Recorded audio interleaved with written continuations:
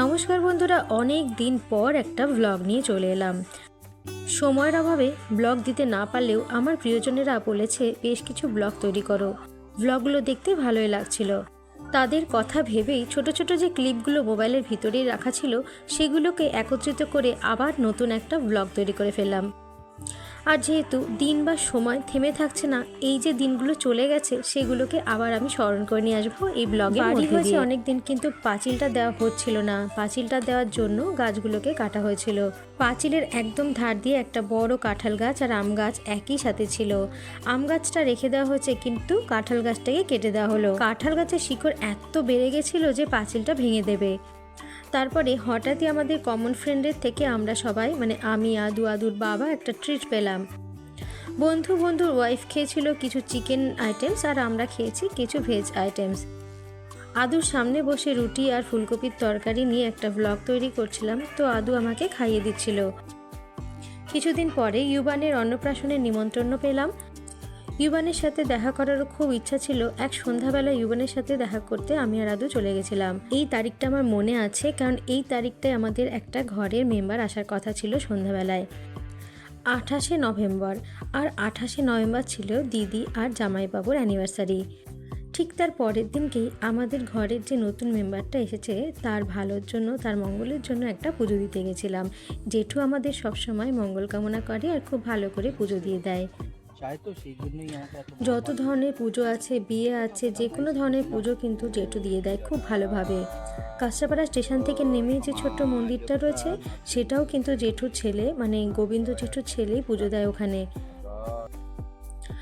উপরে গিয়ে মায়ের কাছে একটু পুজো দিলাম, একটু মাথা ঠেকে আসলাম। এই মায়ের কাছে আমি সবসময় শান্তি কামনার জন্য যাই। শরীর ভালো না থাকলে যাই, আর মা ঠিক করে দেয়। দিন চলে আসলো ইউবানের অন্নপ্রাশনের। দুপুরবেলাতে শাড়ি টাড়ি পরে রেডি হয়ে পড়েছি আর একটু স্টাইল করছি। অন্নপ্রাশনে যাব তো, ভালো লুক লাগছিল কিনা সেটা দেখার জন্য। সবার সাথে দেখা সাক্ষাৎ করার পরে আমরা খেতে বসে পড়েছিলাম। খাবারের ভিডিও আমি রিঙ্কি রান্নাঘরে তো দেখিয়েছি শর্টে। খাবারগুলো ছিল অনেক বেশি সুস্বাদু। এডিট করতে করতে তো আবারও মনে হচ্ছে আর একবার খেয়ে ফেলি। যাই হোক, এখন তো আর খেতে পারবো না, এগুলো অতীত হয়ে গেছে। কিছুদিন পরে আসছে আরও একটা অন্নপ্রাশনের ভিডিও, সেটাও শেয়ার করব। বন্ধুরা, যদিও আমার এখন মনে পড়ছে না কোনটার পরে কোন রান্নাটা ছিল, যদি তোমরা দেখতে চাও আমার শর্টটা দেখে নিও। মাছ মাংস সবই হয়েছিল। আমি যেহেতু মাছ খাই তাই মাছই খেয়েছিলাম, আর আমার বন্ধুরা এবং আমার হাজব্যান্ড মাংস খেয়েছিল। মুচমুচে বেগুনি দিয়ে ভেজ ডাল খেতে ভীষণ ভালো লাগে। পনির সাথেও ছিল, সাথে ডাল, মাছ, বেগুনি, অনেক ধরনের স্যালাড, সব কিছু দিয়ে জমে গেছিল দুপুরের খাবারটা। অনেকে অনুষ্ঠান বাড়িতে অনেক বেশি করে খেতে পারে, কিন্তু অনেকে আবার একদমই খেতে পারে না। অল্প খাবার খাওয়ার পরেই কিন্তু পেটটা কেমন ভরে যায়। আমার সাথেও কিন্তু সেরকমই হয়, কিন্তু দু একটা পদ খাওয়ার পরে আর খেতে পারি না, পেটটা পুরোপুরি ভরে যায়। কাঁচরাপাড়া হালিশহর এলাকার মধ্যে যদি তোমরা ভালো খাবার দাবার খেতে চাও তাহলে এই ক্যাটারের সাথে যোগাযোগ করতে পারো, মডার্ন ক্যাটারার। কার্ডে কিন্তু নাম্বারও দেওয়া আছে। ইউবানের খাবার দাবার সাজানো হয়ে গেছিল, সবাই আশীর্বাদ দিচ্ছিল এবং খাওয়ানোর চেষ্টাও করছিল। অনেক লোকজন আর হইচই দেখে বাচ্চাটা একটু ঘাবড়ে যায়, তো অন্যান্য বাচ্চাদের মতো ইউবানও একটু কান্নাকাটি শুরু করে দিয়েছিল। ছোট্ট ইউবানকে কত কিউটই লাগছে, মামার কোলে বসে আছে ছোট্ট ইউবান।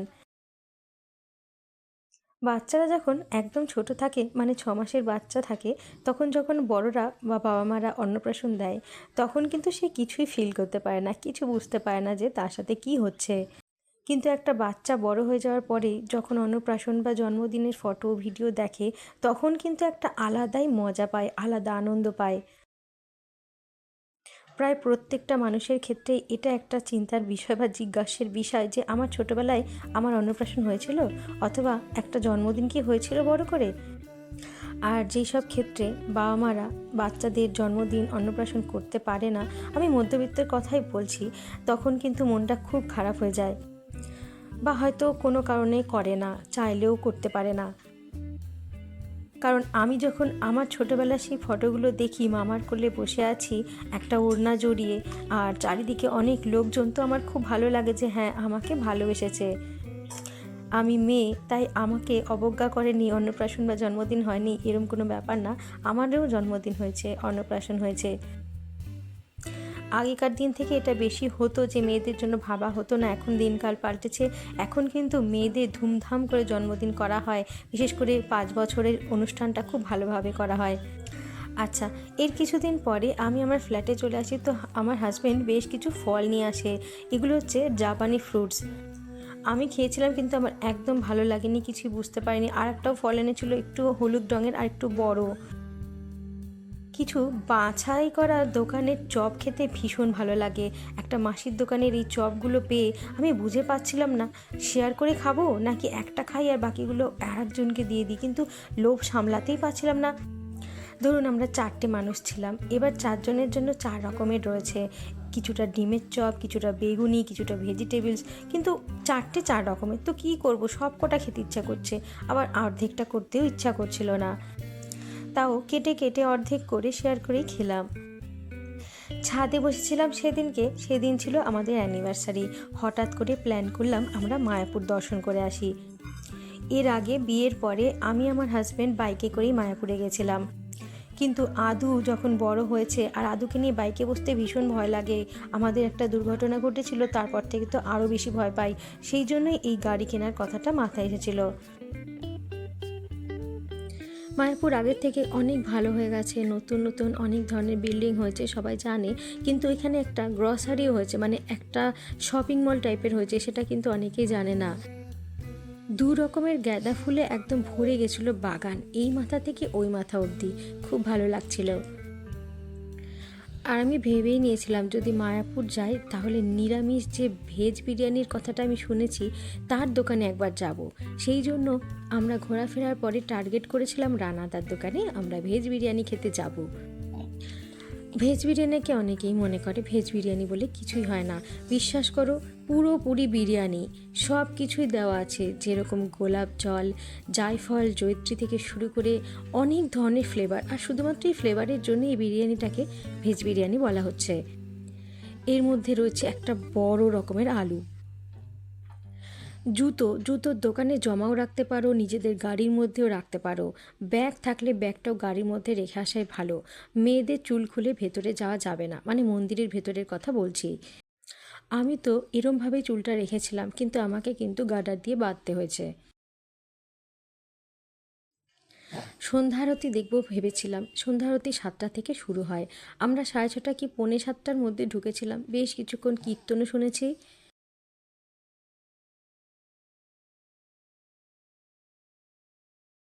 এই জায়গাটা তো এখন সবাই চেনে, অতি পরিচিত একটা জায়গা হয়ে গেছে, ইউটিউবেও ছড়িয়ে গেছে এই জায়গাটা। এখানে দাঁড়িয়ে দাঁড়িয়ে ওনারা কীর্তন করেন। মেন মন্দিরের অপোজিট সাইডে যে মন্দিরটা রয়েছে সেটাই হচ্ছে এই মন্দিরটা।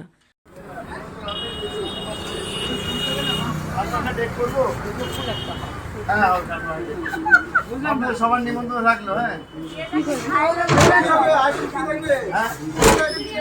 কি আইটেম করবো?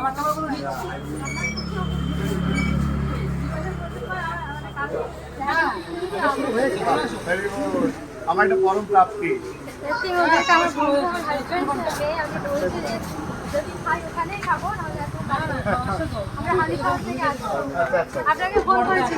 আচ্ছা আচ্ছা আচ্ছা,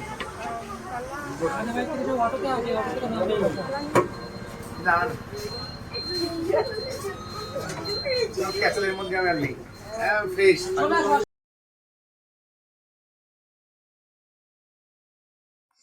দোকানটা একটু ছোটই ছিল, দোকানের মধ্যে অনেক লোকে বসে খাচ্ছিল। আমরা খাওয়ার পরে কিছু বিরিয়ানি প্যাকও করে নিয়ে এসেছিলাম। একটু এগিয়ে দেখলাম ডেচকির মধ্যে করা হতো ময়দার তরকারি, সেটা এখন করা হয় না, তার বদলে করা হয়েছে সয়াবিনের চাপ। এই সয়াবিনের চাপটা একটা আমরা অর্ডার দিয়েছিলাম, এটার দাম পড়েছে 60 রুপিস, কিন্তু খেতে আমার একদম ভালো লাগেনি। কিন্তু বিরিয়ানিটা খেতে কিন্তু খুব ভালো লেগেছে, সত্যি বলছি, একদম মন থেকে বলছি, একটা মিথ্যা কথা বলবো না, আমার খুব ভালো লেগেছে। যেরকম আমরা চিকেন বিরিয়ানি, মাটন বিরিয়ানি খাই, ঠিক ওই রকমই, শুধুমাত্র চিকেন বা মাটন নেই। আর আমাদের খিদেও পেয়েছিল অনেক বেশি, সেই জন্য খেতে আরও বেশি ভালো লাগছিল। হাজব্যান্ডের মত ছিল যে অনেক বেশি ঘি দেওয়া হয়েছে, বাকিটা ঠিক আছে, মোটামুটি লেগেছে। কিন্তু সুযোগ পেলে এই বিরিয়ানিটা আমি আবারও খেতে চাই। এই ব্লগটা কেমন লাগলো জানিও, যদি ভালো লাগে তাহলে কমেন্ট করো আর পাশে থেকো।